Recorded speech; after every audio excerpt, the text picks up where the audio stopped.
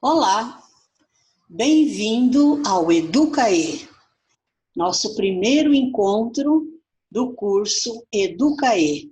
Sejam todos bem-vindos. E nós sempre iniciamos a nossa reunião com duas perguntas muito importantes que revelam a essência do nosso programa. Como vai você? E sempre o público responde: cada vez melhor, porque o nosso programa, ele tem na sua essência o estarmos cada vez melhor, apesar de todos os nossos problemas. E a segunda pergunta é: que dia é hoje? E todos respondem: hoje é o primeiro dia da minha nova vida. O programa nos incentiva a recomeçarmos sempre, a fazermos do dia seguinte um dia diferente do anterior, tá? É isso que nós fazemos no nosso programa do Amor Exigente. E seja bem-vindo ao Educaê. O curso Educaê, ele faz parte da formação à distância de família, escola e comunidade. O meu nome é Maria Isabel de Oliveira Massoni e eu sou voluntária de Amor Exigente de São José do Rio Preto, São Paulo. Nós começamos sempre as nossas reuniões com a oração da serenidade. Embora o nosso movimento, a nossa proposta, ela tenha uma espiritualidade pluralista. E vocês estão vendo aqui o Padre Haroldo, que trouxe o Amor Exigente para o Brasil há mais de 35 anos. E a oração da serenidade, ela também, ela resume o que é o amor exigente, o que é a proposta, como nós vamos nos direcionar para todas as mudanças a partir da nossa proposta dos princípios básicos, dos princípios éticos, da espiritualidade pluralista e da responsabilidade social. Então, nós fazemos a oração da serenidade. Eu seguro minha mão na sua, eu uno o meu coração ao seu, para que juntos nós possamos fazer aquilo que sozinho eu não consigo. Concedei-me, Senhor, a serenidade necessária para aceitar as coisas que eu não posso modificar. Coragem para modificar aquelas que eu posso. E sabedoria para distinguir umas das outras. Força, fé e alegria. Nós também temos uma espiritualidade inicial. A espiritualidade não é religiosidade. A espiritualidade é uma forma de nós nos introjetarmos, de nós olharmos para dentro de nós mesmos e fazermos um contato com algo maior que nós. A espiritualidade que eu proponho hoje é uma frase falada, dita no século XIII, pelo Nichiren Daishonin, que era um monge, né? E ele estava consolando uma viúva de um companheiro do budismo, e ele estava consolando uma viúva porque o companheiro dela, o marido dela tinha morrido, e ela tinha ficado sozinha para sustentar e educar 2 filhos. E ele diz o seguinte: o inverno não falha em se tornar primavera. Olha que beleza de frase. Olhem a figura. Eu tenho na mesma árvore, a árvore passando pelo inverno e a árvore florida, cheia de folhas, bonita, na primavera. Assim somos nós também, não é? Para que haja uma colheita no verão, para que haja uma coisa bonita na primavera, nós passamos sim pelo inverno. O inverno faz parte da gente. As nossas situações de aflição, de angústia, de incertezas, não é? Toda aquela coisa difícil que a gente passa às vezes e a gente acha que não vai ter fim, nós temos que olhar para dentro de nós mesmos, para a semente daquela perseverança, para a semente da esperança, para a semente daquilo que eu posso fazer, olhando para o futuro e vislumbrar a minha primavera. Então, dentro de nós existe tanto o inverno como a primavera, assim como a semente contém, né, tudo que ela, o processo dela passa pelo inverno para se transformar em primavera. Assim somos nós. Eu aconselho vocês, com essa espiritualidade, a fecharem os olhos, até em casa também, quando vocês, depois que nós terminarmos aqui, fechem os olhos e imaginem como vocês estão passando, imaginem a situação de aflição, mas vislumbrem como vocês estarão lá no futuro.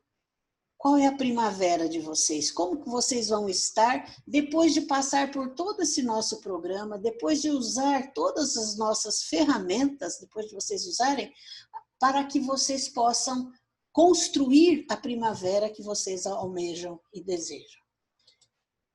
Nós, então, começamos o nosso primeiro encontro falando do primeiro princípio básico, o princípio que diz que os problemas da família são inerentes ao mundo atual. Os problemas da família têm raízes na nossa cultura, na nossa sociedade, no meio que vivemos, não é? Esse é um princípio identificador. Por quê? Nós nos identificamos, nós construímos a nossa personalidade, os nossos costumes, a partir da interação que nós temos com as pessoas que vivem no nosso meio, a partir dos valores e hábitos e crenças da nossa cultura. Assim como os problemas que nós temos, eles não são diferentes de outra família, por exemplo. A gente sempre costuma dizer, os problemas só mudam de endereço. Por quê? Porque eles fazem parte do mesmo caldo cultural, eles saem da mesma sociedade. Tá? Vejam essa figura aí, olha que interessante. E eu dei o título A História de Cada Um. Olhem bem essa figura. Quanta gente há aí, não é? Tem uma senhora saindo lá do banco, tem uma outra lá na calçada que parece que está aflita, tem tanta gente esperando os ônibus dos dois lados, tem tantos ônibus indo e vindo, tanta gente andando a pé, bicicleta, moto, tem o policial de trânsito cuidando do trânsito, quanta gente. Escolha qualquer um aí. Vamos escolher aquela senhora que está saindo do banco. E vamos inventar uma história para ela. Qualquer história que a gente inventar, a gente está inventando uma história que a gente chama de verossímil. Ela corresponde à realidade da nossa cultura, da nossa época, das nossas experiências, de tudo que a gente vive. Então, ela não é diferente. Muitas vezes, quando eu dou minhas palestras, eu costumo dizer que as pessoas dizem assim, olha, eu sou diferente dos outros. E eu costumo dizer, você é tão diferente quanto todos os diferentes que são da sua comunidade, da sua sociedade. Porque nós vivemos dentro dessa cultura, não é? Então, esse princípio traz uma pergunta que parece simples, mas ela não é tão simples assim.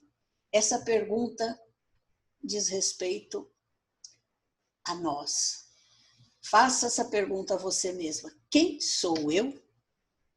Quem sou eu? Olhe as digitais ali. Olhe as digitais. Elas são próprias de cada pessoa tem a sua digital. Cada pessoa é única. Mas por ser única, muitas vezes nós confundimos o nosso papel social com quem realmente a gente é. Não é? Então, eu faço essa pergunta, quem sou eu? Quem sou eu aqui nesse mundo em que vivo? E quem sou eu aqui na minha família? O que eu recebi da minha família? Quais são as raízes da minha família? né? O que pensavam os meus avós, os meus pais, que passaram para mim, né? O que é que eu herdei deles? O que eu quero conservar? Quantas pessoas dizem não, o que meu pai fez comigo, o que meu avô fez com meu pai, eu não quero passar para os meus filhos isso. Tudo bem, o que eu quero conservar? Mas o que eu posso modificar? Né? Tem coisas que a gente gosta de conservar. Eu sempre falo para os meus filhos, eu falava que eu gostava muito quando minha mãe me contava histórias quando eu era pequena. E eu contei muitas histórias para os meus filhos. E hoje, eles já adultos, né, eles dizem que era muito gostoso quando a gente sentava na sala ou no quarto e eu contava as histórias para eles. Né? Foi uma coisa que eu conservei. Mas o que eu posso modificar? Esse nosso curso está trazendo para vocês uma reflexão do que é que vocês querem passar para os filhos de vocês. Como é que vocês estão fazendo com os filhos de vocês em relação às raízes que vocês receberam, né? Que vocês têm. O que você está modificando, né? Mas quais são as raízes? Qual foi o chão percorrido, não é? E também uma reflexão muito importante para eu saber quem sou eu tenho que também saber em que mundo eu vivo. Quem sou eu neste mundo? Né? Como é que eu estou construindo essa minha história? Quem sou eu nesse mundo? Eu sou uma pessoa insegura? Vamos responder ainda aquela pergunta lá, quem sou eu? Eu não posso dizer, eu sou a mãe do fulano de tal, eu sou professora, eu sou médica, eu sou voluntária. São funções. Mas quem sou eu? Eu sou insegura? Eu sou alegre? Eu sou uma pessoa que questiono? Eu sou uma pessoa que gosto de cantar? Eu sou uma pessoa que gosto de ler? Eu sou uma pessoa que vivo preocupada com a opinião alheia? Eu sou uma pessoa que guarda mágoas, rancores, né? Quais são os meus pontos fracos? Quais são os meus pontos fortes? O que eu sonho? Quais são as minhas esperanças? Olha quanta questão que a gente, muitas vezes, fazendo o papel de exercer na sociedade o papel de professor, o papel de mãe, o papel de vizinha, de filha, etc. E a gente esquece de olhar para a gente e pensar quem sou eu. Por isso que muitas vezes a gente não consegue nem se espiritualizar, nem perceber como é que eu posso passar do meu inverno para a minha primavera. Nem construir uma outra possível história para mim, porque eu vivo correndo a partir dos papéis que eu exerço e não sabendo realmente quem eu sou. E quem é que eu sou nesse mundo? Né? Quem eu sou nesse mundo? Que mundo é esse? Olha o mundo como aparece para mim. Eu vivo num mundo consumista, lógico, nós vivemos num mundo consumista, de propaganda intensa, né? Em que nós temos que fazer tudo, comprar tudo, ser daquela forma para que a gente encontre a felicidade. E aí nós começamos a comprar à procura da felicidade.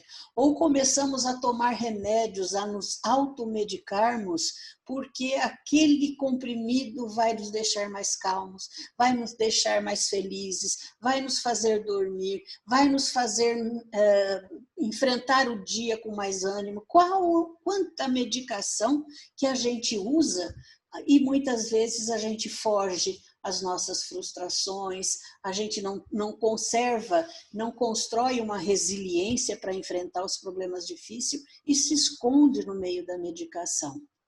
A grande pergunta nesse princípio é: quem sou eu em relação a tudo isso? Eu atendo a quais impulsos que são solicitados na sociedade em que eu vivo? Quanta coisa que há, não é? Outra pergunta que a gente pode se fazer e que muita gente se faz, ainda mais com esse mundo de internet, eu não me considero bom bastante? Eu me comparo com todas aquelas pessoas, né?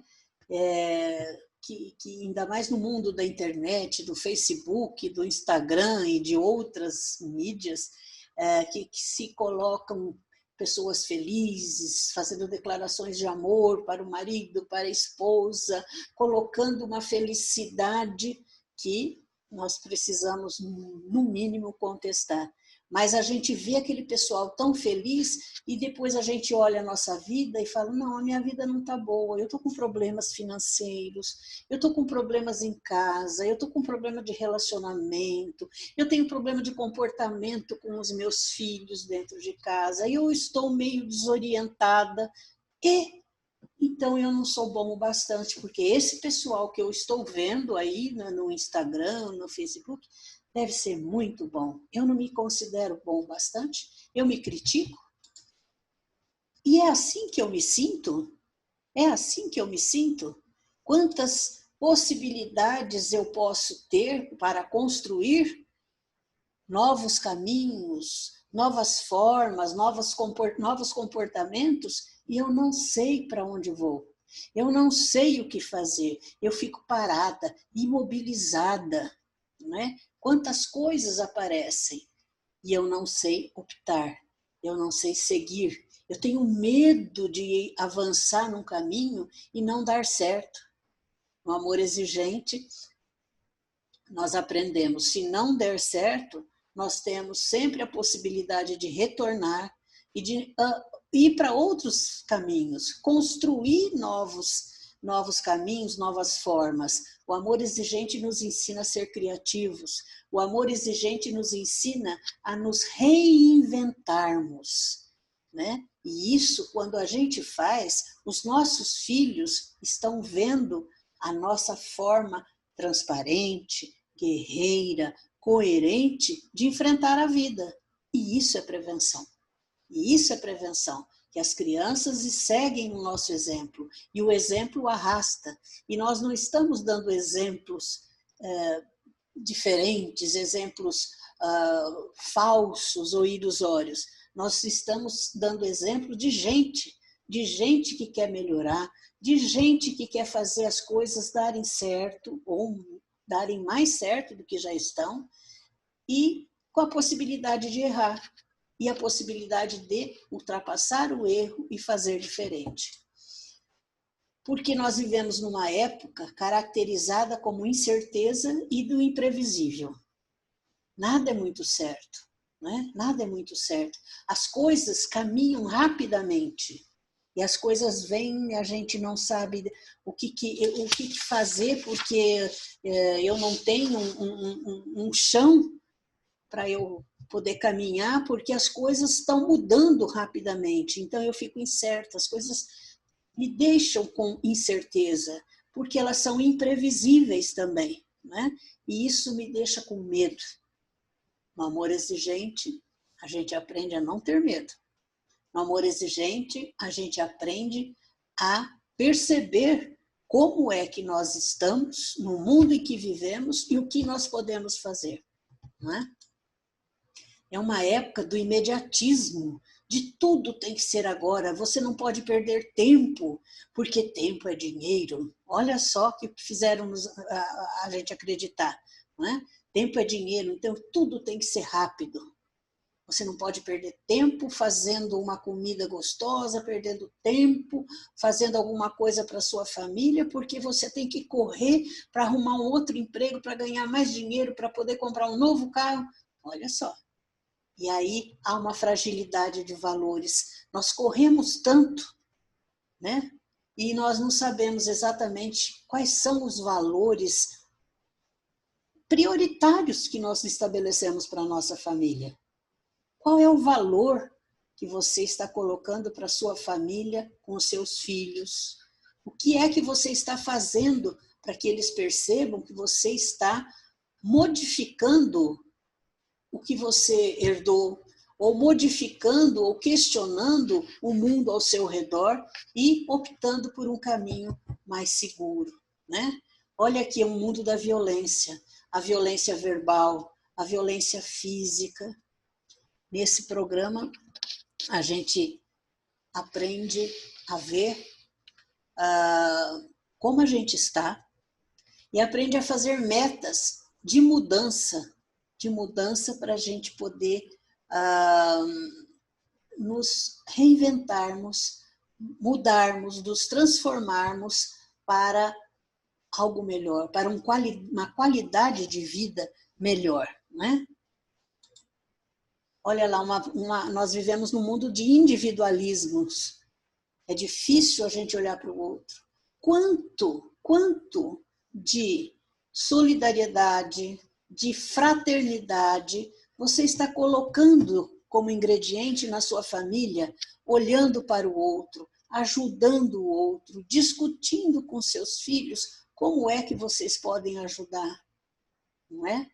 Porque a nossa sociedade, ela cobra um individualismo exagerado, né? Olha lá, eu sei, eu quero, eu mando, eu preciso, olha aquele senhor falando. Será que é tudo só no eu? Quanto de visão do outro você está colocando na discussão como valor para os seus filhos? Outra coisa, quantos adultos infantilizados já estão cuidando dos seus filhos? E muitas vezes o papel de pai, o papel de mãe, essa família adulta que precisa ser o exemplo de coerência, o exemplo de autoridade, muitas vezes alguns elementos, principalmente os pais, eles não são referência para as crianças porque eles estão infantilizados também. Então, na hora de discutir com um filho adolescente, muitos pais, muitas mães, elas acabam discutindo no mesmo patamar, como se fossem duas crianças, duas adolescentes ou dois adolescentes discutindo. Nós temos que, como pais, percebermos qual é o nosso papel, primeiro quem eu sou para desempenhar esse papel de pai e de mãe. No amor exigente, essas reflexões nos ajudam a adquirirmos a autoridade para fazermos isso. Nós vivemos um mundo de competição exagerada. Não é? O mundo é competição, a palavra competição. Quanto de competição eu reproduzo no meu lar?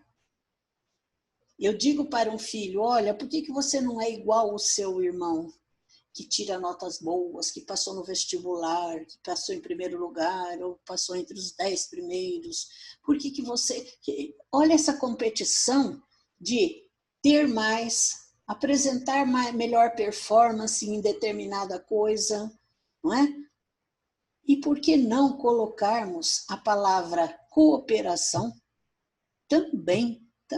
Ninguém está dizendo que competir não exista e a gente não pode viver numa bolha, fechar os olhos.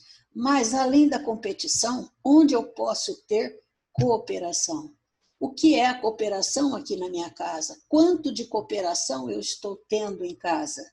Não só nos afazeres domésticos, mas também no elogio, no ouvir com calma. Isso é cooperação, um crescimento com a autoestima do outro.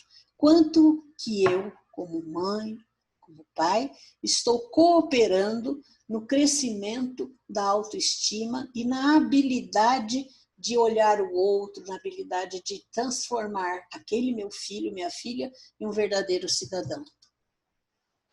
Vivemos num mundo de inversão de valores. Falamos agora há pouco também, não é? Que valor eu estou colocando na minha casa? Mas vejam bem esse slide. Eu tenho um jogador e uma torcida, uma plateia imensa, né? Gritando, elogiando, amando esse jogador. Ninguém está dizendo que não possa ter jogador, mas não possa fazer isso com o jogador, que eles nos trazem alegria. Mas, e aquele outro menino que já foi, ele ganhou uma prova nas provas internacionais de física, linguística e astronomia. Esse valor não está sendo utilizado, reconhecido. Não é? Então, que valor que eu tenho também que começar a discutir na minha casa? Quais são esses valores? Por exemplo, quando eu coloco ligo a televisão E existe um programa humorístico de fazer pegadinhas, de fazer chacotas, de dar risada do diferente, do gordo, de etnias. E eu dou risada. O que eu estou ensinando para o meu filho com isso? Eu posso ligar a televisão, eu posso ver esse programa, mas eu tenho obrigação de, no mínimo, sentar e depois conversar. O que é adequado? O que é ético? Se eles acham que aquele programa é ético, por que você não acha aquele programa ético? Por que você sugere, então, que eles vejam outras coisas? Né? É isso que nós temos que trazer, os valores que nós queremos em casa. E a devastação do meio ambiente? Eu costumo dizer que como é que você consegue falar para a criança, olhar para ela e dizer que o mundo é belo, que ela tem que ter esperança, que ela tem que ser boa, se tudo que ela olha à sua volta é feio, é danificado, é poluído, não é? Então, como é que eu trato desse meio ambiente? É um mundo de consumismo, já falamos, olha que figura forte. Pelo leite da mãe, todo o consumismo está indo para a criança. É um exemplo. Que exemplo de consumista eu estou dando na minha casa? Tá? E ter, me leva a um tédio na vida. E muitos jovens entram nas drogas por conta de um tédio, de ter tudo, de a vida não ter significado, porque tudo é dado a ele. E nós vivemos num mundo de desentendimentos, de guerras, de violência. Então, é um mundo que a gente sente medo. Mas, ao mesmo tempo, é um mundo em que a gente vive. Dá para fazer alguma coisa? Como fazer, então? Nossa, Bel, você me apresentou um mundo tão feio. Não é feio. É um mundo que a gente vive. Pode não ser bom, mas eu posso, sim, dentro desse mundo, fazer algumas coisas, algumas reflexões, construir a minha autoridade, discutir com os meus filhos, discutir com os meus alunos. Eu posso, sim, trazer o questionamento, trazer a dúvida se ter um carro do último ano é muito importante, né?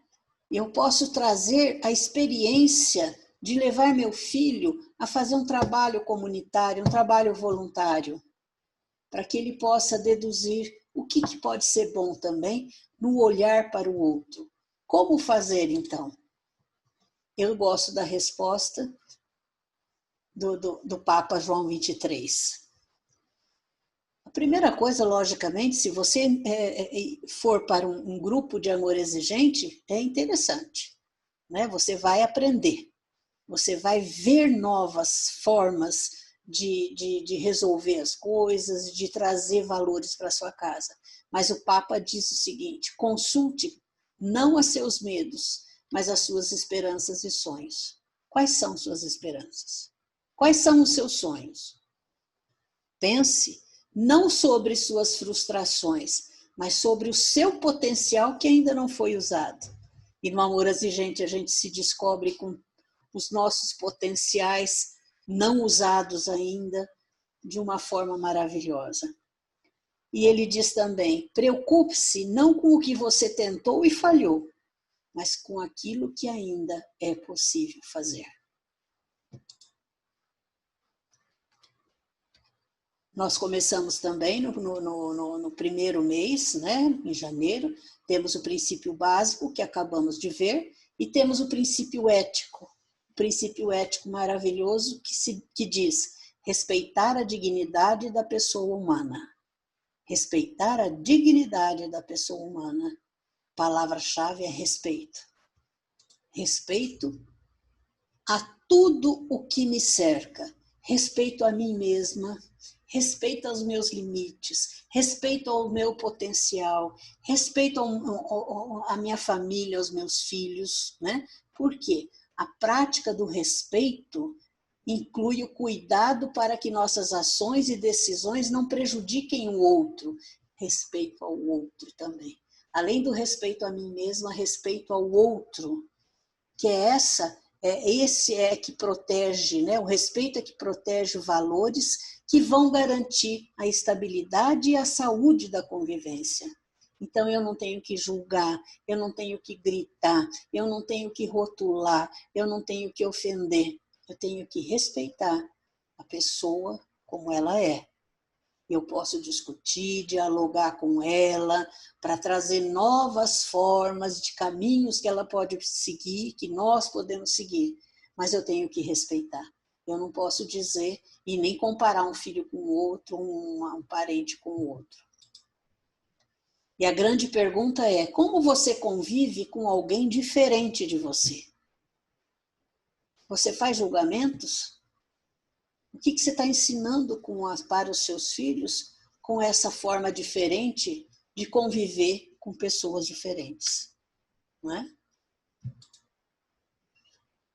Agora, nós vamos passar algumas orientações para os voluntários do Educaê. A palestra com os participantes já terminou e algumas orientações para os voluntários do Educaê em relação a este princípio. Veja só, qual é o objetivo geral do trabalho com esse princípio, meu caro voluntário, meu querido voluntário, minha voluntária? É levar o participante a organizar ou reorganizar suas emoções na construção de seus sentimentos de pertencimento, de sua história e de sua identidade. É aquilo tudo que nós falamos lá na palestra para o público, não é? Eu vou reorganizar as minhas emoções. Quem sou eu nesse lugar em que eu vivo, na história que eu tenho, para construir a minha identidade? E quais são os conceitos que são necessários à prática desse princípio? O conceito de autonomia é importantíssimo que você saiba, né? Nos momentos em que, depois da palestra, eles vão para as salas, eles vão discutir, eles vão fazer as partilhas, mas você, caro voluntário, você tem que ter o conceito de autonomia. O que é ser uma pessoa autônoma em relação à vida dela? Muitos participantes, muitos pais chegam indecisos, sem saberem exatamente ter as rédeas de suas vidas. E a autonomia é conseguida no processo que se faz das partilhas e das metas semanais. Autonomia é ter as rédeas da própria vida, é saber o que você faz com a sua vida. Já falamos também desses princípios de competição exacerbada, de consumismo, de individualismo e de fugacidade, que tudo acaba rápido, né? Então a gente tem que saber exatamente como se portar frente a essas coisas, da forma que a gente pode, da forma que a gente quer. Mas a gente tem que ter noção que nós vivemos nesse mundo. O preconceito. Nós recebemos, quando nascemos, uma sociedade que já vem com seus valores, com as suas crenças e com os seus preconceitos. Quantos preconceitos podem ser revistos na nossa família, comigo mesma, não é? Eu tenho que ter noção do preconceito que eu tenho para que eu possa trabalhar com ele nas reuniões de amor exigente, que eu possa trabalhar com ele com a minha consciência. Que é esse preconceito? Né? O preconceito é o resultado de um julgamento. E o julgamento sempre é perigoso. Né? Quais são os valores? Né? Quais são os valores? Já falamos agora. Valor da solidariedade, valor do respeito, né? E assim por diante. A partilha. Aí, então, quando eles ouvem as palestras, eles vão fazer a partilha. Na partilha, nas salas de partilha, o objetivo é refletir sobre o princípio, com aplicação na vida, a partir de algumas questões que são elencadas nessa apostila, que vocês estão vendo, e também no livro de prevenção da Mara Menezes, da dona Mara Menezes, Prevenção com Amor Exigente, antes que coisas ruins aconteçam. Muitas questões desse material da apostila foram retiradas do livro também, da prevenção com amor exigente, que a dona Mara Silva Menezes escreveu, e é uma beleza, deve ser um livro de cabeceira para nós. Tá? E aqui algumas questões que eu retirei 4, mas tem muitas outras, tanto na apostila quanto no livro, né? Olha as questões que vocês podem levar para as salas, para os participantes falarem, discutirem, né? Fazerem as partilhas. Onde estão fincadas as raízes que você está oferecendo a seus filhos? Que valores eles estão vivenciando? Essa dá uma boa reflexão em sala. Cada um vai falar e ele vai estar fazendo a partilha dele, né? Ou ele pode escolher uma outra. Quais costumes de sua família você acha interessante resgatar para seus filhos vivenciarem? Eu resgatei as histórias da minha mãe. E eles gostaram e foi muito bom. Quais outros costumes da sua família que você gostaria de resgatar?